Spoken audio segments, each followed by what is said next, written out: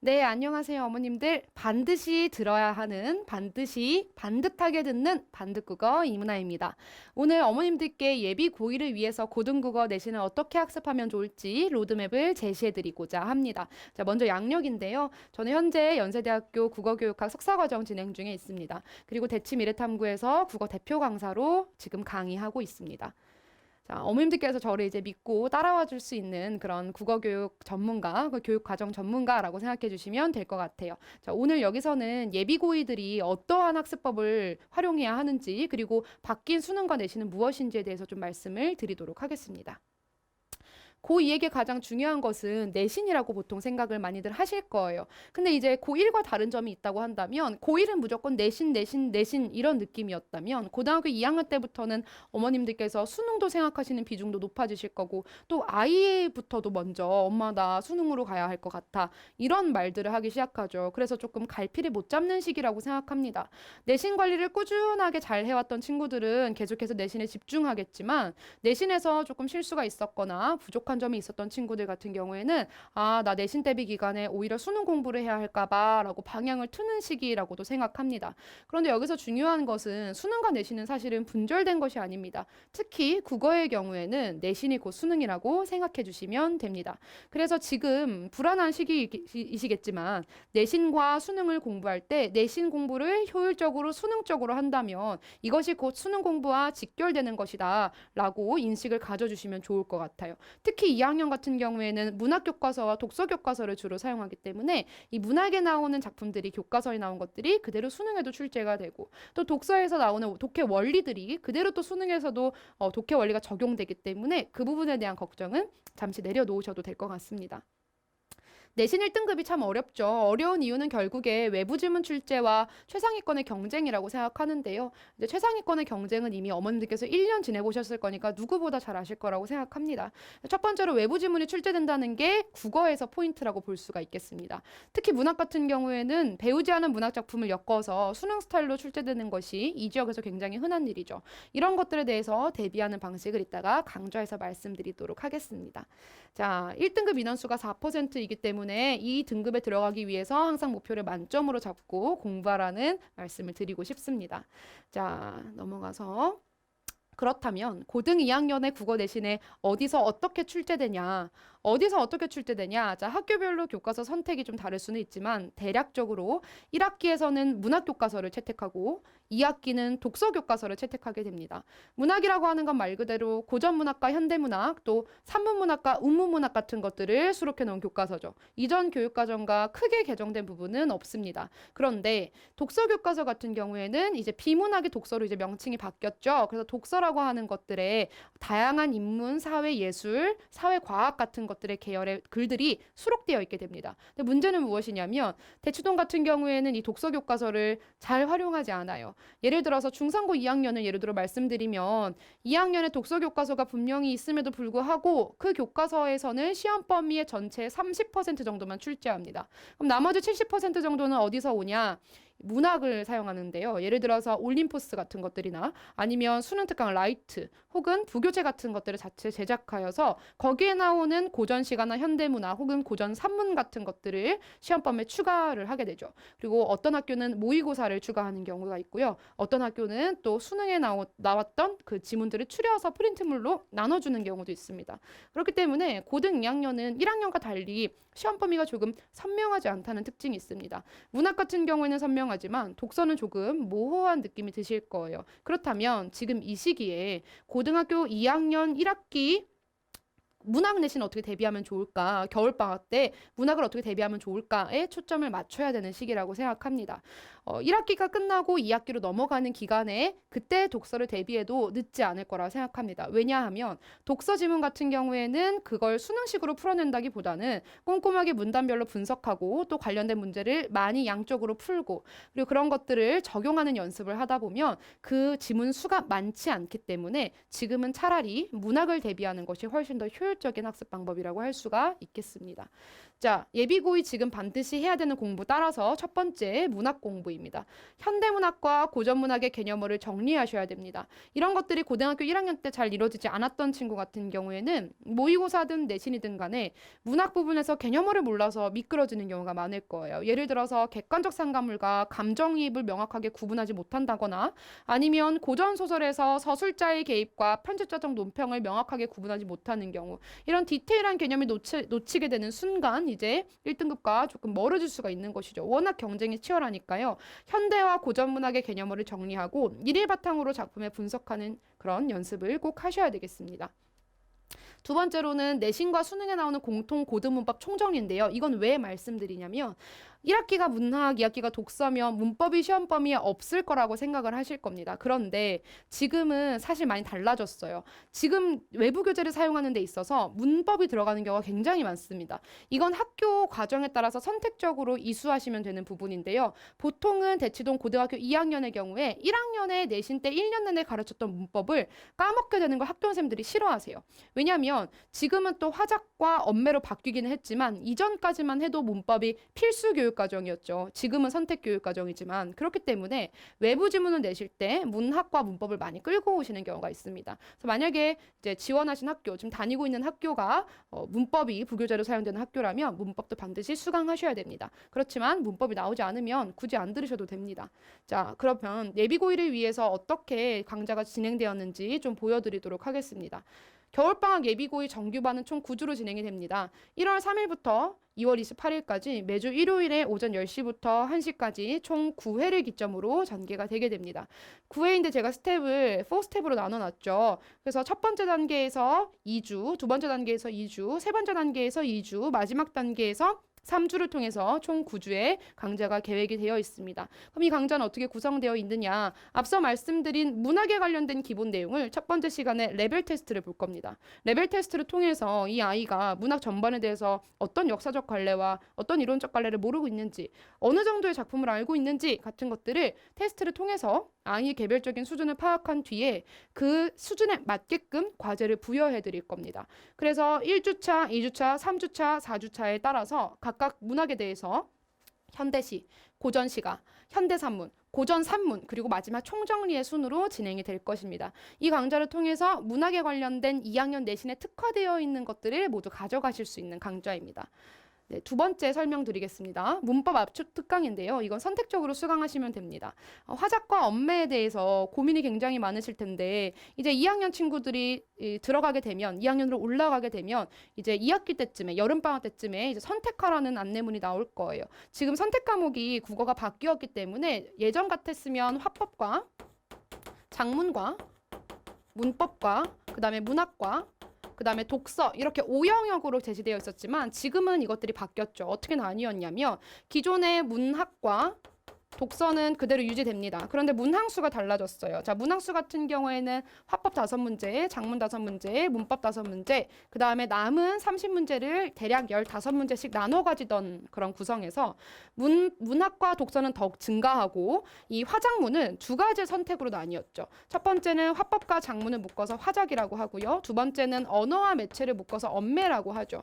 그래서 이런 것들이 둘 중에 하나가 11문제가 출제되게 됩니다. 그럼 남은 기존 45문제에서 남은 34문제는 어떻게 처리되느냐? 34문제는 17문제, 17문제씩 각각 배분되게 됩니다. 그러니까 문학과 독서 같은 경우는 문항수가 각각 2개씩 증가를 하게 되었고 또 화작과 언매의 선택에 따라서 화작을 선택한 친구들은 언어와 매체를 공부할 필요가 없게 되었고 언어와 매체를 선택한 친구들은 화작을 공부할 필요가 없게 되었죠. 선택 과목에 대해서는 지금 정하실 건 아니지만 제가 이제 추천드리는 방식은 언어라고 하는 건 어머니들 문법입니다. 잘 알고 계시죠? 용어만 바뀌었을 뿐이지 언어는 문법이에요. 매체 같은 경우는 신규 과목입니다. 대부분의 학생들이 화작을 선택할 거예요. 왜 화작을 선택하느냐? 문법이 어렵고 또 이 문법의 내용이 굉장히 방대하고 고득점을 얻기 어렵다는 인식이 있기 때문입니다. 아이들이 기피하는 과목이에요. 그래서 화작 같은 경우를 많이 선택하려고 할 것이고 내신 선택 인원도 그렇고 수능 선택 인원도 그렇고 대략적으로 지금 1년간의 통계 자료를 봤을 때 6대4 혹은 7대3 극단적인 학교의 경우에는 9대 1까지도 인원이 가기도 합니다. 그런데 엄매라는 과목을 꼭 기피할 것만 아니라는 것을 꼭 말씀드리고 싶어요. 예를 들면 제 지금 수강생 중에서 고등학교 2학년 친구, 그 친구는 이제 서울대를 목표로 하고 있는 전교권 학생인데 그 친구는 엄매를 골랐어요. 근데 왜 엄매를 골랐느냐? 화법은 말하기잖아요. 작문은 글쓰기입니다. 그렇기 때문에 제시문이 주어집니다. 수능이든 내신이든 간에 말하는 제시문이든 글 쓰는 제시문이 주어져요. 그러면 처음 보는 그 제시문들을 빠르게 독해하고 시간 내에 빠르게 답을 골라야 하는 거예요. 그러니까 시간적 압박이 크죠. 게다가 답의 불확실성도 큽니다. 나는 1번도 맞는 것 같고 4번도 맞는 것 같아 엄마 이렇게 얘기하는 친구들 이과 성향을 많이 가지고 있죠. 명확한 답이 떨어지지 않은 경우에는 굉장히 답답해하는 친구들이 있어요. 반면 엄매에서 언어는 문법이기 때문에 확고한 답이 있죠. 게다가 내가 미리 체계를 다 정리해 놓으면 되는 것이기 때문에 이 체계 바깥의 것이 나올 위험성이 상대적으로 매우 적습니다. 그러니까 화작에서보다 제시문을 읽는 데 투자하는 시간이 훨씬 더 줄어들고 실제로 제시문이 짧기도 하다는 거죠. 매체는 신규 과목이기 때문에 뭐 디지털 매체의 특성이라든지 매체의 올바른 언어 사용 같은 것들, 그러니까 학습량도 적고 학습 부담도 낮고 그리고 난이도도 낮은 과목이라고 생각해 주시면 됩니다. 그렇기 때문에 많은 친구들이 상위권 친구들 중에 많은 친구들이 나는 문법을 할 자신이 있어. 나는 화작이라는 불확실성과 시간이 많이 걸리는 요인보다는 조금 어려워서 미리 공부를 해두더라도 시간이 적게 걸리고 정확도가 높고 답을 보면 확실하게 이해되는 엄매를 선택할래 라는 친구들이 많습니다. 게다가 매체가 쉽기 때문에 난이도의 밸런스는 어느 정도 맞아 떨어진다는 것이죠. 그러면 여기서 엄매를 선택하고 싶은 친구들은 이 엄매를 선택하려면 반드시 문법 공부가 미리 되어 있어야 하겠죠. 문법 공부 그래서 지금 하셔야 됩니다. 그래서 겨울방학 문법 압축 특강은 총 4주로 이루어져 있는데요. 자, 3주 동안에는 현대문법을 정리할 겁니다. 의문론, 그다음 형태론, 그리고 통사론을 배우게 될 거예요. 의문, 단어, 문장, 그리고 마지막 한 주에는 중세국어를 통해서 이 현대국어와 중세국어가 어떻게 다른지를 총정리 비교하도록 하겠습니다. 이 강좌를 한번 듣고 나면 이제 아이들이 감이 설 거예요. 아, 내가 엄매를 골라도 되겠구나, 뭐 아니면 안 되겠구나 하는 친구들도 분명히 있을 겁니다. 개인 차이에 성향에 따른 개인 차니까요. 그런 것들을 제가 2022학년도 예비수능 시행 문제지를 통해서 아이들한테 성향 검사도 시키니까요. 어머님들께서는 문법을 우리 아이가 선호하는 것 같다 혹은 문법이 훨씬 더 고득점이 나올 것 같다 하시면 이 강좌 듣게 해주시면 되겠습니다. 추천 수강 대상은 이제 문법 공부를 했는데도 헷갈리고 또 개념을 외웠는데도 실전 문제 적용하는 게 힘든 친구들이 들으면 좋은 강좌입니다. 의문 변동, 고품사, 문장 선분 분명 1학년 때 다 배우고 올라왔는데도 인간이 망각의 동물이기 때문에 계속 까먹기 마련입니다. 이런 친구들은 한 번 더 정리함으로써 개념을 확립해서 고3 수능 때까지 끌고 가는 장기 기억으로 전환시켜줄 필요가 있겠죠. 내신 수능에 나오는 것들을 다시 정리하고 싶은 친구들 들으시면 좋은 강좌입니다. 컴팩트하게 12시간으로 정리를 해드릴 겁니다. 자, 그럼 마지막 강좌 소개해드리겠습니다. 겨울방학 고전시가 특강이에요. 고전시가 특강은 총 6주로 구성되어 있는데 2주씩 끊깁니다. 그래서 2주 동안에는 고려시대에 해당하는 고대가요, 향가, 민요, 고려가요에 대한 갈래들을 배울 거고요. 2주 동안에는 조선시대의 평시조, 사설시조, 연시조를 배우게 될 겁니다. 그리고 마지막 2주 동안에는 가사문학에 대해서 정리를 하게 될 거예요. 이제 가사문학. 자, 그러면 이 추천 수강 대상은 누구냐? 이 고전시가 현대어를 해석하기 어려워하는 친구들, 고전시가가 외계어 같이 느껴지는 친구들이 들으면 좋은 강좌입니다. 또 고려가요 시조 가사 같은 것들 역사적 갈래죠. 이게 굉장히 중요합니다. 왜 중요하냐면 고등학교 2학년 문학교과서를 보면 애초에 문학교과서의 목차의 단원 구성이 이런 식으로 되어 있어요.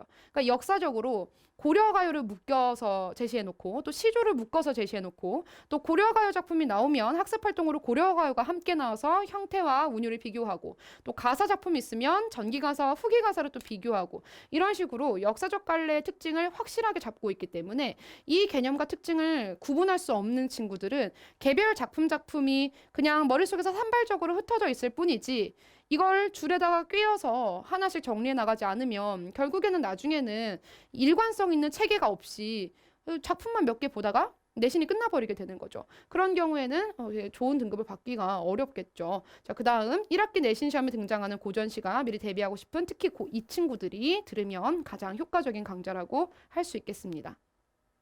자, 수업 장점 말씀드릴게요. 자, 대치동 내신에서 가장 어려운 거 외부 지문이 나오죠. 외부 지문이 교과서 지문과 외부 지문이 함께 나와서 내가 아는 작품과 모르는 작품을 비교 분석하라는 문제가 창의형으로 많이 출제가 됩니다. 그럼 이런 작품들을 어떻게 대비하느냐?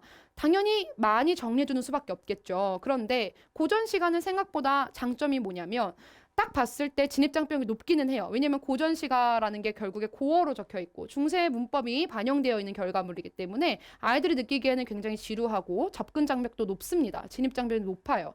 하지만 장점은 뭐냐면 현대시와 대비했을 때 그 정전, 그런 캐논에 해당하는 작품의 수가 현저하게 적습니다. 그러니까 현대시라고 하는 거는 어떤 거랑 엮여 나올지 예측하기가 굉장히 어려운 반면에 고전시가는 그게 그거기 때문에 작품이 그렇게 엄청 많은 게 아니기 때문에 한 번만 고생해서 딱 끝내놓으면 다 예측 가능한 범위 내에서 함께 나온다는 것이죠. 그렇기 때문에 대표 고전시가 현대어 해석을 통해서 기초를 쌓고 그리고 가끔 가다가 정말 듣도 보도 못한 고전시가가 나올 때가 있어요. 그럴 때에는 낯선 고전시가도 스스로 해석을 할 수 있게끔 중세문법에서 이러한 표기는 어떻게 읽어야 되는지 아래하는 어떻게 읽어야 하는지 어두잠구는 어떻게 발음되는지 그다음 구개음화가 왜 일어나지 않았는지 양순모음화를 일어나서 발음하면 어떻게 되는지 이어적기를 어떻게 끊어적기로 변환할 수 있는지까지 얘기를 해주기 때문에 이 서로 처음 보는 고전시가도 스스로 해석을 할 수 있는 해석력이 향상되게 되는 것입니다.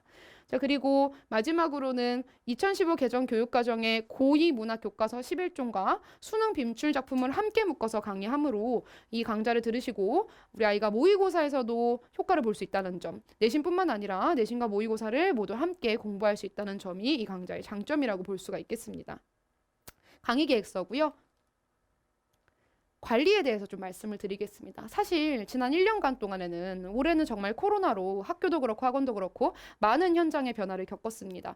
대면 수업과 비대면 수업을 혼합해서 이제 블렌디드 러닝을 실시하기도 했었고요. 학원의 경우에도 온라인 수업이 도입되면서 많은 강사분들이 이제 관리에 대해서 많이 강점을 두시고 계시죠. 어머님들께서는 이제 작년 한 해 동안 처음 고등학교에 입학한 우리 자녀가 학교와 등교 계약으로 인해 혼란을 많이 겪는 모습을 보면서 또 학사 일정이 변경되는 모습을 보면서 참 많이 속상하시고 힘드셨을 거라는 생각이 듭니다. 저도 아이들과 함께 1년을 함께 하면서 어떻게 하면 비대면으로서 가장 확실하고 효율적인 관리를 해줄 수 있을까? 어떻게 하면 학습 공백이 느껴지지 않게끔 자유로운 질의응답과 효과적인 상호작용이 가능할까? 굉장히 많은 고민을 했어요. 그래서 지금 제가 1년 동안 진행한 온라인 비대면 방식은 네이버 밴드 라이브와 유튜브 라이브 그리고 줌 화상 미팅을 통해서 관리를 하고 있고요. 이 네이버 밴드는 스터디 그룹처럼 이용하여서 아이들이 테스트한 결과 또 과제한 결과를 사진과 동영상을 찍어서 업로드할 수 있게끔 게시판을 만들어 두고 있습니다. 이 게시판에 아이들이 업로드를 하게 되면 부모님께서도 학부모님께서도 밴드에 가입하셔서 그것들을 얼마든지 열람하실 수가 있고요. 자녀의 진행 상황에 대해서 저랑 실시간으로 문자로 소통하실 수가 있습니다.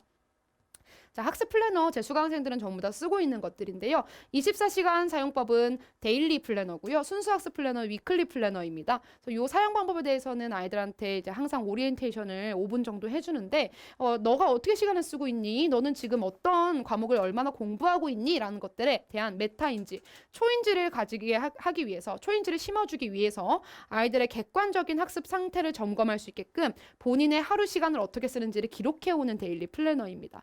이걸 바탕으로 아이가 파악이 되면 이런 부분은 고쳐야 돼, 이런 부분은 추가해야 돼 같은 것들은 선생님께서 이제 제가 지도를 해서 순수학습 플래너로 넘어갑니다. 그래서 위클리로 넘어가게 되면 요일별로 해서 실제로 목표한 시간과 실제 시간 사이에 스톱워치로 쟀더니 어떤 차이가 있더라. 내가 9시간을 계획했는데 사실은 4시간밖에 못했더라. 그러면 못한 요인은 무엇인가? 또 함께 찾고 이 매주 반성하면서 점점 더 학습량을 늘려가는 그런 기초 체력을 길러주는 플래너라고 생각하시면 됩니다. 매주 개별 관리가 들어가는 플래너예요.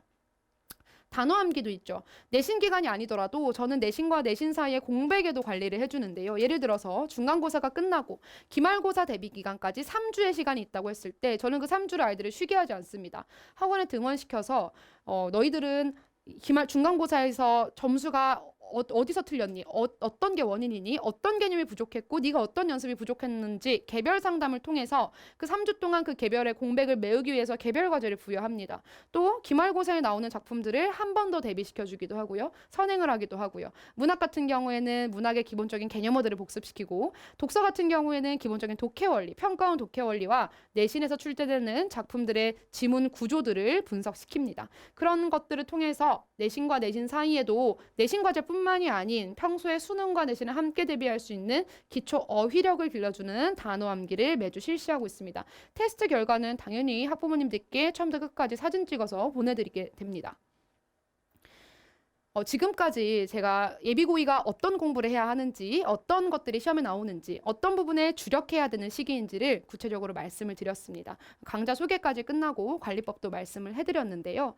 제가 학생들을 현장에서 만나면서 고등학교 2학년은 참 중간에 낀 애매한 학년이라는 생각이 들어요. 어머님들도 그러실 거고 우리 아이들도 그럴 겁니다. 내가 더 이상 고등학교 1학년 새내기가 아니라 이제는 고등학교 3학년을 바라보는 좀 더 압박감이 느껴지는 시기이기도 하고요. 어머님들께서는 내신이 잘 나오면 잘 나오는 대로 걱정, 못 나오면 못 나오는 대로 걱정, 어떤 공부법을 택해야 될지, 우리 아이에게 맞는 처방전은 무엇인지가 굉장히 답답하실 거라고 생각을 합니다. 저는 관리를 굉장히 중요시하기 때문에 우리 아이들의 사소한 거 하나하나 놓치지 않고 어머님들과 함께 소통하면서 그런 부족한 부분들을 잘 보완시켜서 고등학교 3학년에 행복한 이제 1년이 될 수 있게끔 미리 기초 체력을 다져 놓을 테니까요. 학원으로 문의를 주시면 구체적인 강의에 대한 강좌 계획서 그런 부분들을 받아보실 수가 있습니다. 네, 감사합니다. 여기까지 하겠습니다.